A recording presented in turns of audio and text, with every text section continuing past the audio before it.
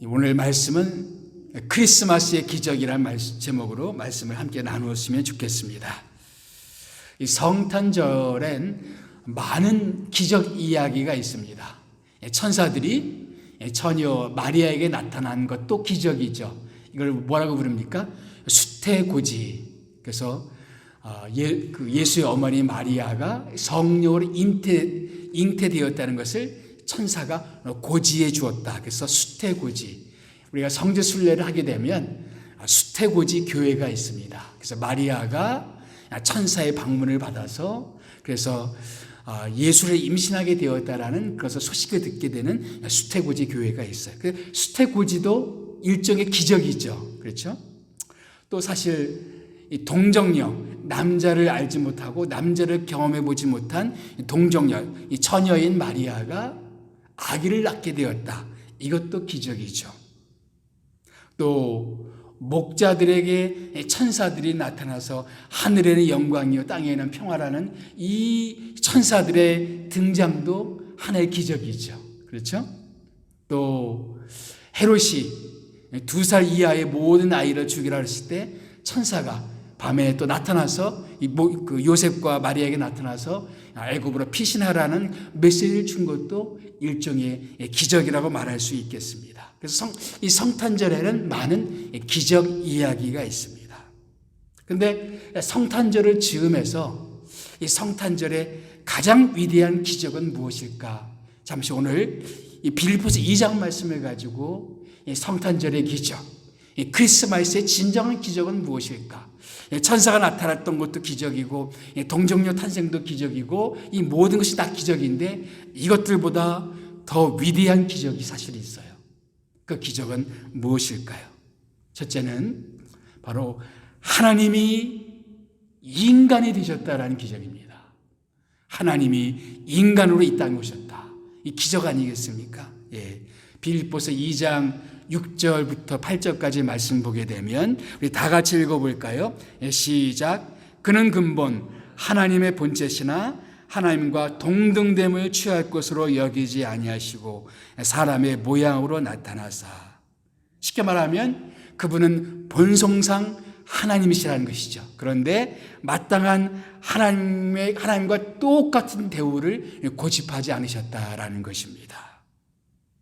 많은 사람들이 예수님이 2000년 전에 살았던 실존 인물이라는 것, 역사적 인물이라는 것을 믿는 데는 아무런 이의를 제기하지 않습니다. 예수가 4대 성인 중에 한 사람이라는 것을 믿는 데는 아무 문제가 없습니다. 그런데 많은 사람들에게 당혹스러운 사실은 뭐냐면 예수가 하나님이시다? 많은 사람들이 거기에 대해서는 노후합니다. 예수가 하나님이라고? 그건 믿지를 못해요. 근데 성경은 뭐라고 말하고 있습니까? 요한복음 1장은 어떻게 시작합니까? 태초에 말씀이 계셨다. 그런데 이 말씀이 하나님과 함께 있었다. 그런데 이 말씀도 하나님이시다. 태초부터 어떤 말씀이 있었고 그 말씀은 하나님과 함께 있었고 그 말씀도 하나님이다. 그런데 요한복음 1장 14절 말씀 보게 되면 말씀이 육신이 되어 이 땅에 오셨다. 누구이십니까? 예수님이시죠. 예수님은 태초부터 계셨던 말씀이고 하나님과 함께 계셨고 그분은 예수님은 하나님이시다라는 것입니다. 그래서 1장 18절에 예수님의 태어남을 가리켜 이렇게 말합니다. 독생하신 하나님이 나타나셨다. 독생하신 하나님이라고 예수님을 부르셨습니다. 성경은 처음부터 예수님을 하나님이라고 말씀하고 있습니다. 그런데 그 예수님께서 하나님 되심을 주장하지 않으시고 자기를 비우셨다라고 말하고 있습니다. 오늘 말씀 보니까 어떻게 됐습니까? 동등됨을 취할 것으로 여기지 아니하시고 취할 것으로 여기지 아니하시고 술 취한다는 말이 아니고 무엇을 잡는다, 무엇을 얻는다, 무엇을 구한다라는 것입니다. 마땅히 주장할 자기의 권리를 주장하지 않는다는 거예요. 예수님은 하나님으로서의 마땅한 권리가 있습니까? 없습니까? 당연히 있지요. 그런데 그것을 주장하지 않으시고 우리들을 위해서 뭐가 되셨다? 인간이 되셨다. 창조주가 피조물이 되셨다. 이거 기적 아니겠습니까? 감히 그 하나님께서 어떻게 인간이 되셨습니까? 기독교 신학자 가운데 J.I. 패커라는 사람이 있습니다. 그분이 쓴 명저 가운데 하나님을 아는 지식이라는 아주 위대한 책이 있어요. 그 책 가운데 이런 대목이 있습니다. 하나님이 인간이 되셨고 신의 아들이 유대인이 되셨다. 전능자가 무력한 인간 아기로 지상에 나타나셨다. 할 줄 아는 것이라고는 누워서 말똥말똥 바라보면서 꼼지락거리고 소리를 내는 것뿐이었다. 다른 모든 아이처럼 누가 먹여주고 기저귀를 갈아주고 말을 가르쳐야 했다. 하나님의 아들이 실제로 유아가 되셨다. 생각할수록 머리가 아찔해진다.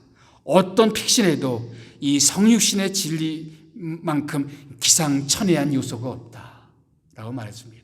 하나님이 아주 무력한 인간의 모습으로, 인간 아기의 모습으로 이 땅에 오셨다. 성탄절의 기적, 하나님이 인간이 되셨다라는 것입니다. 그래서 마땅한 하나님으로서의 주장할 수 있는 모든 것들을 취할 것으로 여기지 아니하시고, 다음 절에 보게 되면 자기를 비우셨다라고 말씀하고 있습니다. 여러분, 크리스마스의 정신은 뭘까요? 비움의 정신입니다. 자기를 비우는 것. 예수님도 자기를 비우셨습니다. 크리스마스는 자기를 비우는 것이 바로 크리스마스의 정신인 것입니다. 우리는 이 땅을 살아가면서 우리가 마땅히 주장할 만한 것들이 많이 있습니다. 우리의 권위, 우리의 권리, 우리의 자유, 예수님도 마땅히 주장할 수 있는 것이 있었지만 그것을 주장하지 않으셨습니다. 사도 바울도 그런 말을 했습니다. 내게는 많은 자유가 있다.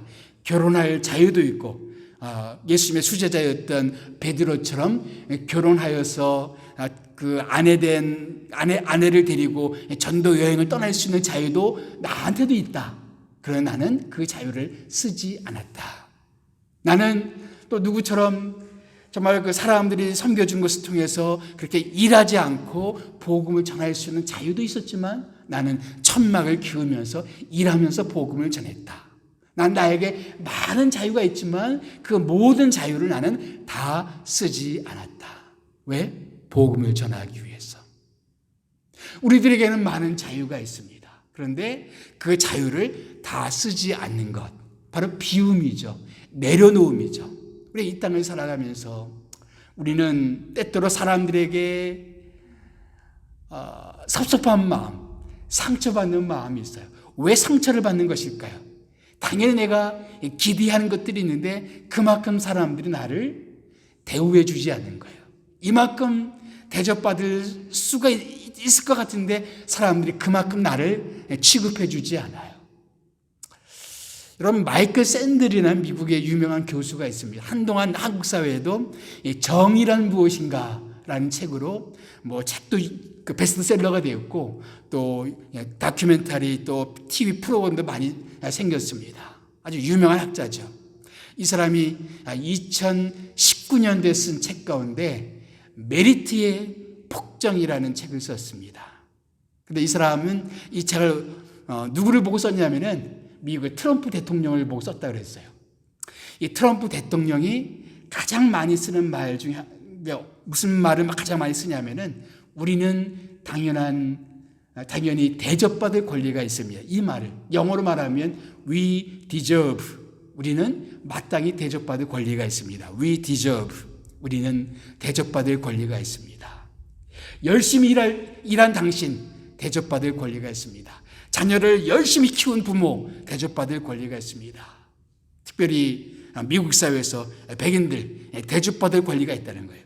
그런데 이 대접받으며 자기가 대접받을 수 있는 그런 권리가 있는데 대접받지 못할 때 사람들은 화가 난다는 것이죠.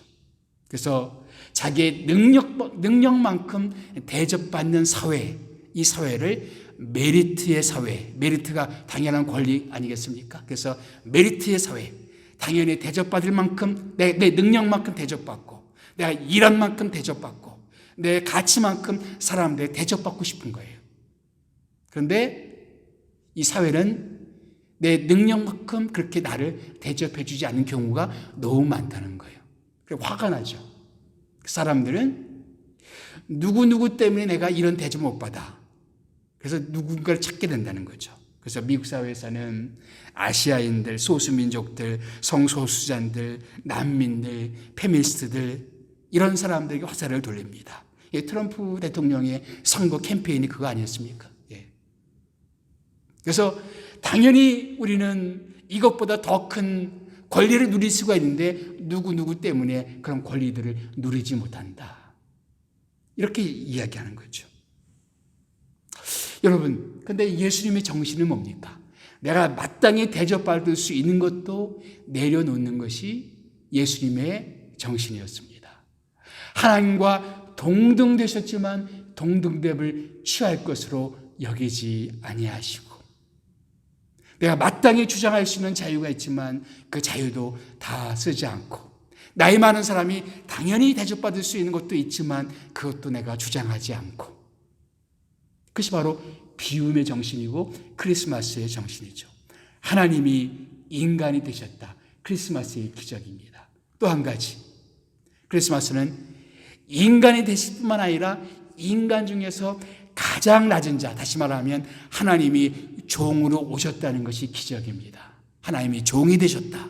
하나님이 종으로 이 땅에 오셨다. 성탄절에 예수님께서 가장 낮은 자의 모습으로 오히려 자기를 비워 종의 형체를 가지사 사람들과 같이 되셨고, 바울 시대에 가장 낮은 자는 종이었죠. 그러니까 인간 중에서 가장 낮은 자의 모습으로 예수님은 이 땅에 오셨다는 것이죠. 말씀드렸지만 예수님은 너무나 연약한 인간 아기의 모습으로 이 땅에 오셨습니다. 누가 먹여줘야 되고, 누가 기저귀를 갈아줘야 되고, 누가 보살펴줘야 되고, 당연히 창조주가 인간을 돌봐줘야 되는데 오히려 피조물된 인간이 창조주를 돌봐주게 되는 상황이 바로 성탄절의 사건입니다. 이 기적 아닙니까? 하나님이 당연히 인간을 돌봐줘야 되죠. 그런데 성탄절은 거꾸로예요. 인간이 하나님을 돌봐주게 되는 상황이 되었습니다. 예수님은 힘 있는 그런 전사로 이 땅에 오신 것이 아니라 아주 무력한 존재로 이 땅에 오셨습니다. 예수님이 태어난 장소는 어디였어요? 멋있는 궁궐이 아니라 아주 초라한 마국간, 가장 가난한 사람들의 표상인 마국간에서 예수님은 태어나셨습니다. 태어난 동네가 어디입니까? 베들레헴이었죠. 예수님 성장하신 장소는, 동네는 어디였습니까? 나사렛이었죠. 유대인이면 무슨 생각을 하게 되면 온 지구의 중심은 이스라엘이고 이스라엘의 중심은 예루살렘이다. 당연히 메시아라는 분이 오시면 당연히 예루살렘에서 예수님이 등장하셔야 되는 게 아닌가 싶은데, 예수님은 예루살렘이 아닌 변방이라 여겨지는 베들레헴에서, 또 나사렛에서 무슨 선한 것이 날 수 있겠느냐라고 경멸받았던 나사렛 동네에서 예수님은 성장하셨습니다. 사람들은 말합니다. 성공하려면 중심부로 나아가라라고 말합니다. 예수님은 정반대의 길을 걸어가셨습니다. 사람들은 성공하려면 고지로 올라가라고 말합니다. 그래서 고지에 올라가서 많은 사람들에게 영향력 있는 위치에 오르라고 말합니다. 그런데 예수님께서는 정반대의 길을 걸으셨어요. 낮은 자의 모습으로 이 땅에 오셨습니다. 종의 형체를 가지사 가장 낮은 자의 모습으로 이 땅에 오셨습니다. 그래서 이 다음 절을 보시게 되면 자기를 낮추사 우리와 같은 모습이 되셨다. 성탄절의 정신은 뭘까요? 예수님이 자기를 낮추시는 낮추심에 있습니다. 성탄절 정신은 자기의 비움이고 자기를 낮추는 것입니다. 예수님은 가장 낮은 자의 모습으로 이 땅에 오셨습니다. 종의 형체로 이 땅에 오셨습니다. 예수님은 중심에 서려고 하지 않으셨어요. 오히려 변방에 서려고 하셨습니다. 저희가 이 교회를 개척하면서 제가 아는 많은 사람들이 그렇게 합니다. 이왕 교회를 개척하는 거 브리즈번 중심부의 교회를 세워야 되는 게 아니냐. 왜 사람들 별로 없는 그런 스프링필드 이 지역에 교회를 세우느냐. 여기 방문했던 많은 분들이 저희한테 그런 얘기를 참 많이 했어요. 근데 저희 생각에는 참으로 교회가 있어야 되는 곳은 어떤 곳이냐. 다른 한인 교회들이 없는 장소, 혹은 다른 그런 정말 교회가 꼭 필요한 장소에 교회가 세워지는 것이 하나님 보시기에 더 아름다운 것이 아니겠는가, 그런 생각을 했습니다. 예수님도 마찬가지였습니다. 예수님은 중심부가 아니라 베들레헴에서 태어나셨고 나사렛에서 성장하셨습니다. 예수님이 공생애 활동을 하셨던 주 무대는 바로 이스라엘의 중심 지역인 유대 지방이 아니라 사람들이 경멸하던 갈릴리 지방이었습니다. 그래서 예수님이 갈릴리 사람이라는 것이 늘 예수님의 핸디캡처럼 사람들이 갈릴리 사람 예수, 마치 경멸조로 그렇게 예수님을 불렀어요. 예. 변방의 사람이다 이거죠. 촌사람이다 그러죠. 더군다나 예수님의 제자들은 어떤 사람이었습니까? 유대 사회의 고명한 학자들이 아니었어요. 그냥 천한 평범한 그런 어부들이었습니다. 예수님은 그렇게 낮은 자의 모습으로, 변방의 모습으로, 그리고 평범한 사람들을 통해서 하나님 나라를 세워 가셨습니다. 그것이 크리스마스의 정신이에요. 예수님은 가장 낮은 자의 모습으로, 종으로 이 땅에 오셨습니다. 가장 높은 곳에 올라야만 세상을 지배할 수 있는 것이 아닙니다. 예수님은 가장 낮은 곳에 임하면서 세상을 지배할 수 있는 원리, 크리스마스 기적 아니겠습니까? 가장 낮은 곳에서 오셨으면서도 지금 온 세상이 예수님을 경배하는 그런 모습으로 되었습니다. 모든 무릎이 예수 앞에 꿇고 모든 입술이 예수님을 주라 고백하는 이 기적. 그런데 예수님이 그 길을 어떻게 걸으셨어요? 예수님은 고지에 오름으로 그 길을 걸으신 것이 아니라 가장 낮은 자의 모습으로 오셨고 낮은 자의 모습으로 활동하시면서 그 일을 이루셨습니다. 하나님 나라는 그렇게 시작됩니다. 세 번째, 크리스마스의 정신은 하나님이 죽으러 오셨다는 것입니다. 모든 아기는 살기 위해 태어나죠. 그렇죠? 살고 또 성장하고 영광을 보기 위해서, 성공하기 위해서 다 이렇게 태어납니다. 그런데 유독 예수님은 죽으러 이 땅에 오셨습니다. 우리 다 같이 빌립보서 2장 8절 말씀 다 같이 읽어볼까요? 시작.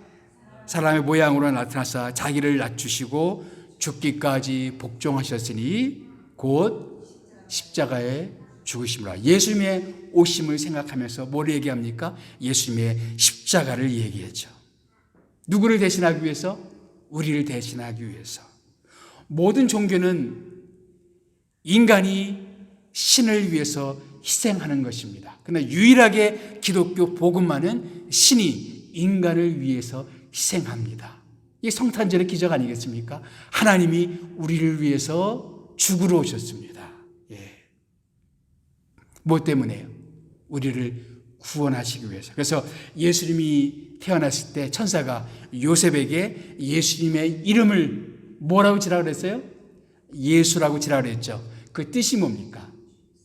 이는 저가 자기 백성을 저희 죄에서 구원할 자임이라. 구원자로 이 땅에 오셨습니다. 우리의 죄를 구원하시기 위해서 예수님은 죽으러 이 땅에 오셨습니다.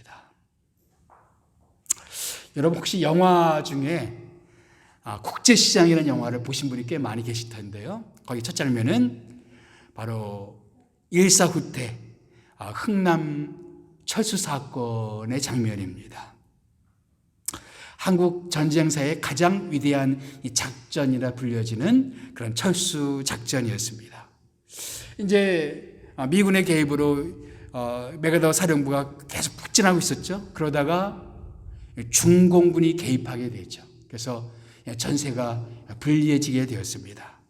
그래서 이제 미군들이 후퇴하기로 결정을 내렸어요. 그래서 12월 15일부터 25일까지 열흘간의 철수하는 그 작전, 이 작전명이 크리스마스 카고였습니다. 크리스마스 카고. 그래서 크리스마스 카고라는 암호명으로 철수 작전을 펼치기로 했습니다. 이때 함께 있었던 한국군 제1군단장, 그 군단장의 이름이 누구냐면은 김백일 소장이었습니다. 이 소장이 미 사령관을 찾아갑니다. 에드워드 알몬드 해병대 사령관이었어요. 찾아가서 호소하는 내용이 뭐냐면, 처음에는 원래 계획은 뭐냐면은 그 군 장비들과 군인들이 철수하는 것이었어요. 근데 이 김백일 소장은 만약 우리가 이렇게 철수하게 되면 이 북쪽 지역에는 대부분 크리스찬들이 많고, 이 크리스찬들 틀림없이 공산주의자들 다 죽임을 당할 터인 이들을 버려두고 떠나면 안 됩니다. 만약 미군들이 이들을 버려두고 떠나면 우리 한국군은 이들과 함께 피난 떠나겠습니다. 이렇게 이야기를 합니다. 마침 또 이 미 사령관의 통역관이었던 사람이 바로 현봉학 박사였어요. 이분이 또 아주 독실한 크리스찬이었습니다. 그래서 이분이 또 사령관을 설득합니다. 그래서 드디어 미군이 많은 한국 피난민들을 데리고 철수하기로 합니다. 그러자면은 큰 희생을 각오해야 됐어요. 뭐냐면은 그 배에 실을 수 있는 모든 군 장비를 포기해야 됐어요. 어마어마한 장비들이죠. 전쟁할 수 있는 장비들, 그 장비들 다 내버려야 됐습니다. 내버리고 무려 10만 명의 피난민들을 데리고 철수합니다. 거기에 동원된 배가 193척이었다 그래요. 그래서 군함도 있었고 상선도 있었고 보급선도 있었고 총 193개의 배에다가 10만 명의 피난민을 데리고 그리고 피신하게 됩니다.